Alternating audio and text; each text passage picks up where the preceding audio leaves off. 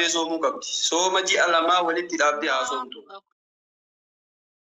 Nabi keessa jiraatee karaa rabbii irra jiraatee kabeeku ta'ee silaa fuula jeesu.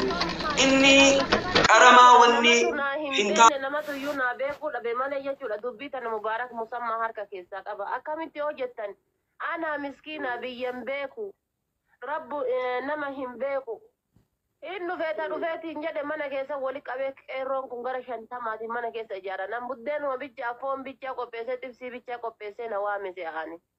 Yoo laseenu bayyainatiin kun achi jira buddeenni lafatti afame qeerroon kunniin gubbaa dhaabata. Sanga jedhu xibsii kutadha yoo jedhu rammeen tafna jedhu. Bayyainatii fudhadha yoo jedhu rammee abdii muktaar tafna jedhu. Jidduu tanarra kadhee waan osoo kiisingii hin godhini wanni kun hin taanu yoo ta'e jedhee kiisingii godhe malee jaaladheeti miti. Kun dirqama narratti geggeeffame ana dubartiidha ni beektaa miskiina libbeen tiyyatimaatimiidha. Rakkinna teknikaatiin namoota malee jaaladheeti miti. Aada baatee ushiruruun waliin soomnu zamana sareen zeebraa eeggatee deemtutti ishee karoobee hin shawwaddu.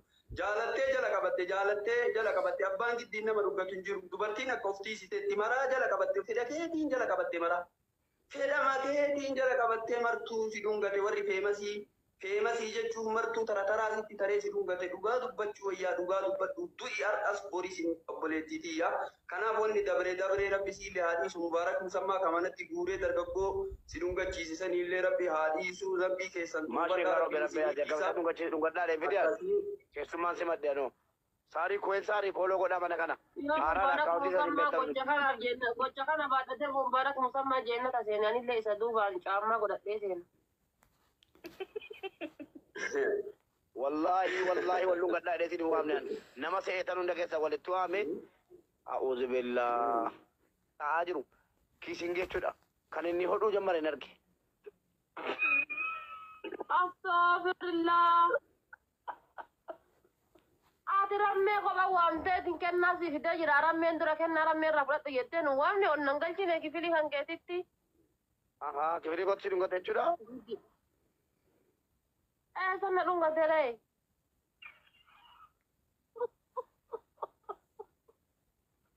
babdi mala sarappi Wa erko bira ingodo rahman simale wa toko wa mangabaru siti dabale alhamdulillah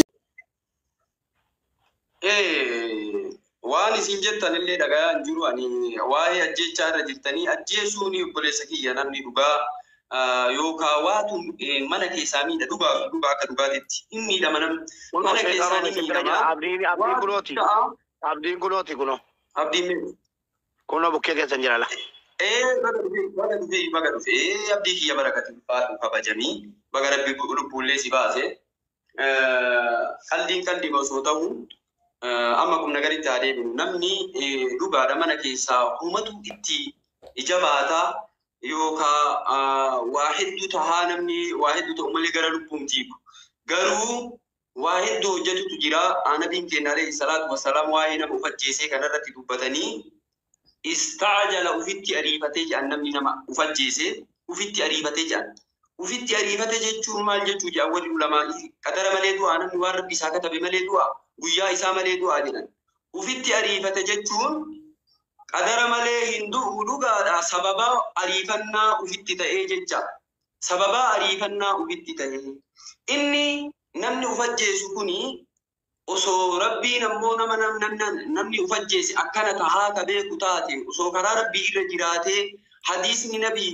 keessa jiraatee karaa rabbii irra jiraatee ka beeku ta'ee silaa ofuu ajjeesu inni qaramaa wanni hin taane karaa qabee eeganaallee aakirri isaa qadara rabbiitti amanuu dhabuuf jecha qadara rabbiitti amanuuf jecha uf ajjeese kanaafi halaakarra jira namni sun jaal warri ulamaa'ii halaakarra jira halaaka guddarra jira maaliif osoo hadiisa dhagaye hadiisni ammootiin waa hedduu haasayanan nu ajjeese waan akkanaatiif fuulduraallee waan akkanaa ta'an har'a jiruu duniyaatti illee waan akkanaa atiratti illee waan akkanaa ta'a jechuu beekaa ufin ajjeesu namni uf ajjeesu ammootiin nama iimaanni isaa xiqqaatii jedhan an abbaa bellee ta'a akkuma dubbadhaa waan ulamaa'ii jedhan jedha nama iimaanni isaa xiqqaatii iimaanaa osoo iimaana qabaatee ufin ajjeesuu jedha warri ulamaa'ii iimaana osoo qabaatee ufin ajjeesuu jedha iimaana yoo qabaatee namni ufin ajjeesuu jedha yoo imaana dhabe ufajjeesuu dandahaadha jedhanii kanaaf abdii muktaar mee asittuu isa gaafannaa angaruu abdii muktaar ufajjeesuuf illee hin deemne jira akka yaada kiyyaatitti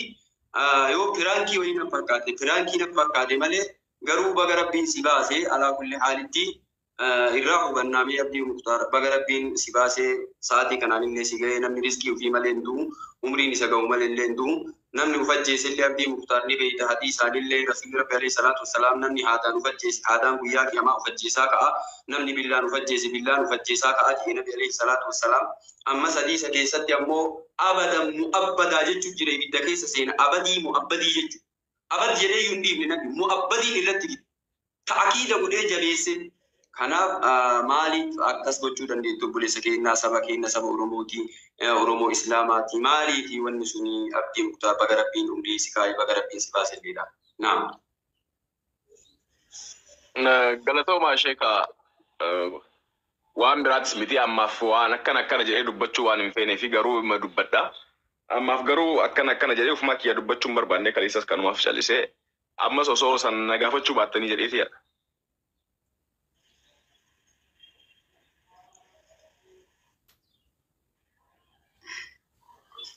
Warri mana Mubaarak dhageessisaa Muktaar warra asirra jirtan dhageessisaa jira. Ni dhaga'ama. Jira dhaga'ama. Sababa isaa dubbachuu hin barbaadu jedhe.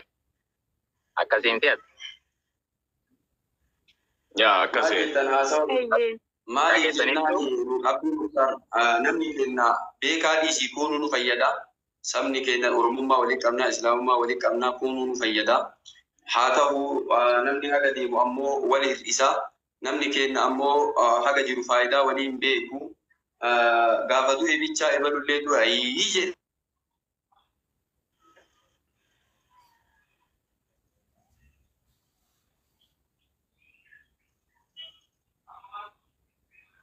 Sagaleen isaanii badee jira. Konneeshiniin hojjechaa hin jiru. Mee taaptaap godhame gaayis isuma Taaptaap godhame gaayis akkaawuntiin koo haaraadha. Mana kana fooloo godha.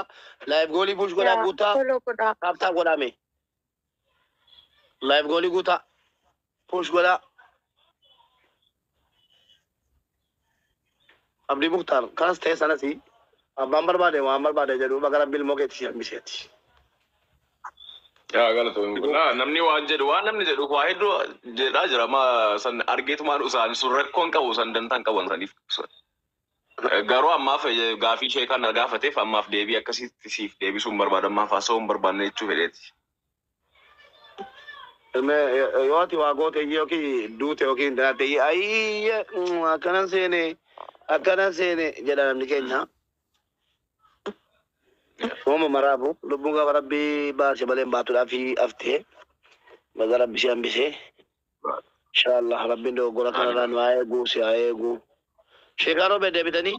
Baga rabbi si hambisee sababa isaa baruun maatiin barbaachisaa yoo hin taane akka gorsaatti jecha yookaan hadiisaa sheekan obee dubbatan kan ammoo mataa keessatti qofatu hin ta'in namoonni 700 ol as jalatti jirtanu gocha kanarraa rabbiin nu hundayyuu haa eegu. Lubbuun jabduudha. Kanaafuu jennaan ati baga rabbiin si hambise. Ani haasa'u kiyya dhageettanii neetwoorkiin akka qaban fakkaate abdii Muktaar namni keenya beekaa dhiisii goonuu wal fayyada. Namni keenya ammoo haga jiru waliin beeku faayidaa walii qabnaa bakka ammootiin qaawwa walii cufnaa beekas kunis nu fayyada. Namni keenya gaafa du'e bichaa u'uun ebeluuf akkasiiti jedha. Ta'uudhaan qabu namni jiruma duniyaa kanatti wal beekee waliin deemuun barbaachisaadha. Akka deeman kanaan namni martuu fayyaa hin qabu abdii Muktaar beektaa mara amma namni maraattuun nama uffata baasee deemee cancana dhuguun maraattuu jedhanii kun illee ka uffata keessatti dhukkubsatee jira marti keenya dhukkubsataadha madaa qabnaa madaa waa hedduu qabnaa garuu ni obsina obsaan bira dabra waa hedduu obsaan injifattii dhiirri xiyyeetiyyuu obsiti jedhanii obsaan bira dabranii haa ta'u waan xiqqootu ammootiin waan guddoodha fidaa. Waan xiqqoo sanillee osuma ilaalan irra dabranii maaliif jennaan nama wayiitu mana nyaataa qabaa irraa nyaanna namni wayii na biratti osoo tikeetii muradhee jiru afaan innaatiin maalii jedhan kanaan arrabse jennaani hin obsee hin cal'ise sheekaa barii hedduu kanaa miti namni waan kana caaluu naan jedha maaliif obsa beeyta naan jedhe maaliif obsitaa jennaan ani jiruudha qabaa ilma qabaa jaartiidha qabaa humnaalillee wallaalle nama garii afaan innaatiin naan jedhu haadhatii arrabsu yoonan ammoo meeshaalee harkaa qabaa itti baasee osoo kadha'u taate osoo isa waraanu taate har'an tanaa jiruun xiyyaa hin badni ilmi kiyyallee gara biraa ta'a jaartiin kiyyallee ka abbaa biroo taati duniyaan kiyyatun ka abbaa biroo taati kanaafan obsaa barshee kanaan jedhu akkuma san abdii muktaar kiyyaa wannaan siin jedhu namni kenna wal fayyadaa wal fayyannaa kanaaf wannan si gaafadhe sababbiin maali kasiin jedheef yoo furmaanni ka argamu taate gama shar'iitiin illee gama ammootiin birootiin illee furmaanni hin godhamaa yoo ka dadhamu taate du'aa'ii si goonaaf jedhee saniif si gaafadhe yoo ammoo waan asirratti dubbatamullee taate osoo nu ibsite bareedaa waan hin dubbatamnellee yoo taate karaa keessaatiin wal qabanna jechuu barbaade akkanuma jedha ummata. Akkasaayyee galatooma sheeka.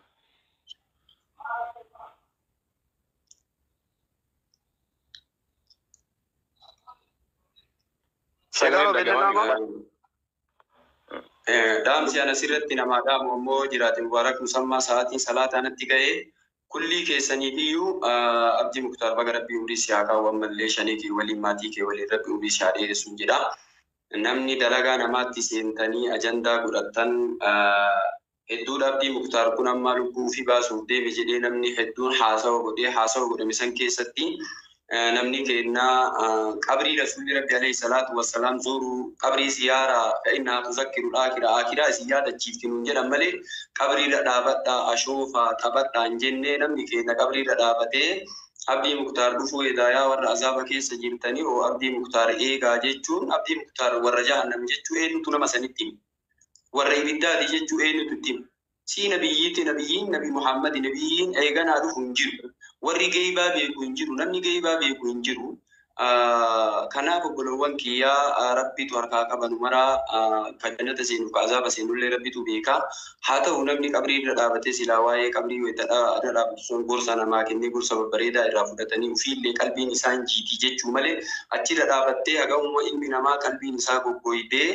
abdii muktaar dhufuudha edaa yaa warra azaaba keessa jirtanii qophiidhaan sarpiraayiz godhaa eegaa jechuuni warri azaaba keessa jiru azaabni jiru duniyaatu waan guddaadha ka akiraa kan miti waluu quban qabdu hatta namni du'u kuni riwaayaan da'iifa haa taatu malee walitti aananii firawunii walitti aansanii wanni awwaalaniif wal hubatti wal quba qabdi jedhan ebalu dhufee ebala jiru duniyaa irra jira ka fuudhe jira ka du'e jira itti wal gaafatti jedhan ruuhii tamtu wal gaafata jedhee warri ulamaa'ii haasa'ee ruuhii warra jannataatu wal gaafata malee kun azaaba keessa jira wal qubaan qabu jedhan warri azaaba keessa jira qubaan qabu eessaan ammootiin nama ammootiin itti dhufu warra azaabaati jedhee namni sun beekee simadhaa jedhan kuni qadara rabbiitti seenuu ta'a hojii rabbiitti seenuu ta'a ebal warra azaabaati ebal warra jannataati yoo taate nullee dhaynee haa gaafannu yoo kan himu taate dhaynee gaafanna kuni dalagaa rabbiitti seenuu ta'a irraa of qottobaa isiniin jechuu barbaada. Assalaamu alaikum warahmatullahi wabarakatuh.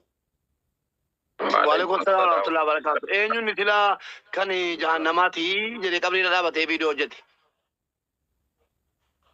Amma abbaa kanaan jedhina isin dhumatee gorsillee asumarratti haa gabaabbatu. Abbaa jannataallee abbaa azaabaallee rabbitu harkaa qaba malee namni harkaan qabu.